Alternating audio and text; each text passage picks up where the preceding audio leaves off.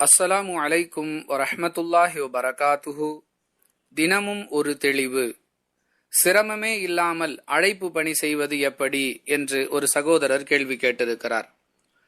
அதாவது, மக்களுக்கு மார்க்கத்தை எடுத்துச் சொல்வதால் எந்த விதமான சிரமங்களையோ நெருக்கடிகளையோ அனுபவிக்க கூடாது, அதற்கு ஏதாவது வழி இருக்கிறதா என்பது இந்த கேள்வியின் சாரம்சம். அன்பிற்குரியவர்களே, அழைப்பு பணியும் சிரமமும் இரண்டும் ஒன்றோடு ஒன்று சேர்ந்தவை. அழைப்பு பணி செய்பவர் சிரமத்தை அனுபவிக்காமல் இருக்க முடியாது. அதாவது, சிரமமே இல்லாமல் அழைப்பு பணி செய்ய முடியாது என்பதுதான் இதற்குரிய பதில்.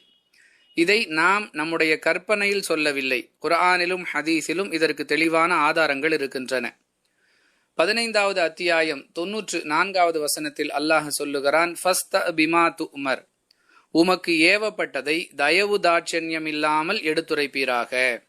இது இறை தூதருக்கு இறைவன் இட்ட கட்டளை. அப்படி என்றால் தயவு தாட்சண்யம் இல்லாமல் அல்லாஹுடைய கட்டளைகளை எடுத்துச் சொல்லும் பொழுது நாம் நெருக்கடிகளை சந்திப்பது கட்டாயம் என்பது இவ்வசனத்தில் நாம் விளங்கக்கூடிய பாடம். இன்னும் கூடுதலாக 2வது அத்தியாயம் 61வது வசனம், 2வது அத்தியாயம் 87வது வசனம் ஆகிய இடங்களிலெல்லாம் ஃபஃபரீகன் கذبتم வஃபரீகன் தக்துலூன், இறை தூதர்களை பற்றி அல்லாஹ் பேசும் பொழுது இந்த மார்க்கத்தை எடுத்து சொன்ன காரணத்தால், அழைப்பு பணி செய்த காரணத்தால் நபிமார்களில் சிலரை மக்கள் பொய்யர்களாக்கினார்கள், இன்னும் சிலரை கொலையும் செய்தார்கள் என்று குறிப்பிடுகிறான். எனவே அழைப்பு பணி செய்பவர்கள் சிரமத்தை அனுபவித்துத்தான் தீர வேண்டும்.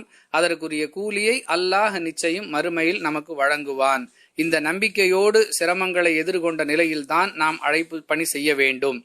ஒருவர் அழைப்பு பணி செய்கிறார், ஆனால் அவருக்கு பெரிய அளவில் நெருக்கடிகளோ சிரமங்களோ வரவில்லை என்று சொன்னால் அவர் தன்னுடைய அழைப்பு பணியில் உண்மையாளராக இல்லை. அதாவது, உண்மையை உடைத்து சொல்லக்கூடிய வகையில் அவருடைய அழைப்பு பணி இல்லை என்பதுதான் பொருள். பட்டும் படாமல் பூசி மெழுகி ஒரு நாசூக்கான வகை என்று சொல்லுவார்களே, அது மாதிரியாகத்தான் அவர் அழைப்பு பணி செய்கிறாரே தவிர உண்மையை உடைத்து சொல்பவராக இல்லை என்பதை நாம் விளங்கிக் கொள்ளலாம். எனவே உள்ளதை உள்ளபடி சொல்லும் பொழுது நிச்சயமாக அழைப்பு பணியின் மூலம் சிரமம் வருவது கட்டாயம். இதை புரிந்து கொண்டு அழைப்பு பணி செய்ய வேண்டும். வாஹிரு தஅவானா அனில் ஹம்துலில்லாஹி ரப்பில் ஆலமீன். அஸ்ஸலாமு அலைக்கும் வரஹ்மத்துல்லாஹி வபரகாத்துஹு.